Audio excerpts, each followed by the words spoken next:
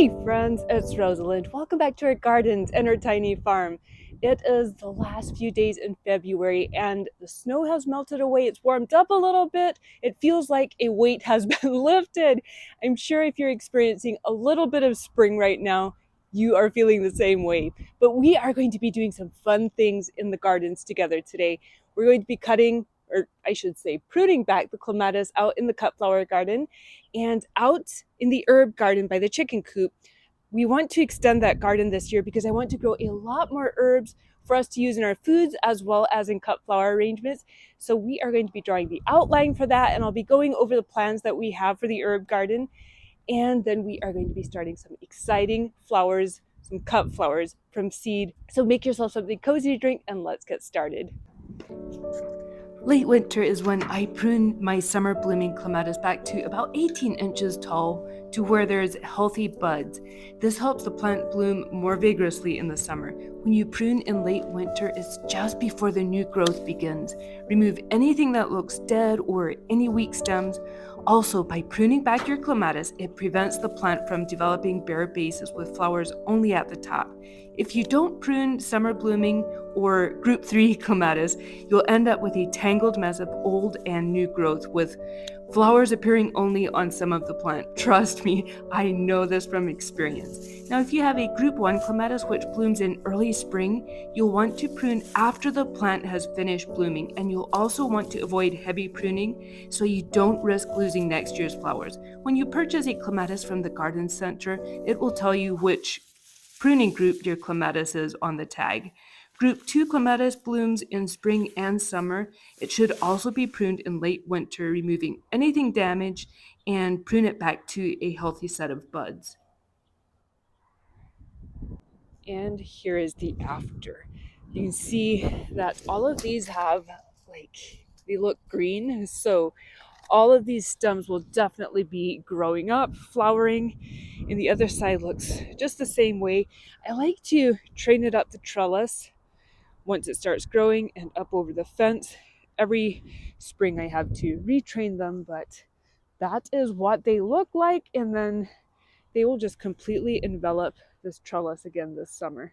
And I will definitely have to be painting my trellis and the fence this spring because it's definitely in need of it. I'm thinking about maybe painting it the same color as the little garden shed. We'll have to see. But let's head out to the herb garden. I've been working on keeping a garden journal this year, as well as just have a place to write down the goals for the gardens, and that way it helps me stay on track. This is the goals that we have for the herb garden this year. The herb garden currently has dill, oregano, anise, hyssop, and then each spring I add rosemary, parsley, and basil since those are annuals in our climate. But this winter I've been reading herbal tea books and all the health benefits that herbs hold. So I want to grow a lot more herbs this year. So of course we have to extend our garden in order to do that. We'll be using some of the herbs for dishes, some for preserving, to using teas, and of course, I love using herbs in floral arrangements for the beauty they add to bouquets, and they also bring the most beautiful scent to bouquets. I currently have chamomile, bronze fennel, Thai basil, and chives growing from seed, and I can't wait to shop one of my favorite local garden centers this spring for herbs. They sell almost any herb imaginable. But I also want the herb garden to be a place of rest because it's kind of tucked back here away from all of the other gardens. I'm already imagining the scent of the herbs and the bees happily buzzing in the herb garden. Okay, so this is what I came up with. I have a few different lines, but the green line is the one that I'm thinking that I want to go with, kind of have a gentle curve in here, and we will be moving this evergreen.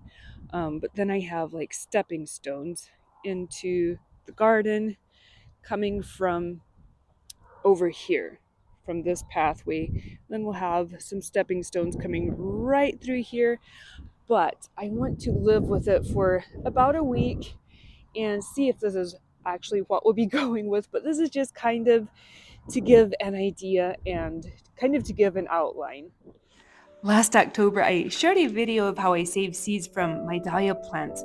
The dahlia flowers will need to be pollinated in order to produce a viable seed, but the point of saving seeds from your dahlias is to hopefully create new varieties. Each seed can produce a unique bloom, so you can never be sure what you'll get. By the end of the growing season, these dahlia plants will grow tubers. So if you discover a dahlia you particularly love, you can save those tubers and grow them again the following season. You'll want to plant your seeds in trays about 8 weeks before your last frost, covering them lightly with soil, and place them in a warm, sunny window.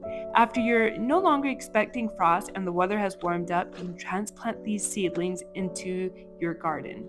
All right, friends, that is everything for today's garden video. I am so excited about all the things we got done together, especially the dahlias. I am hoping we will get some very unique dahlias from these seeds. Thank you for joining me around the gardens today, friends. I hope it was inspiring and gets you excited to get out into your own space and just do something fun. Have an amazing week, and I will see you right back here next Saturday. Bye.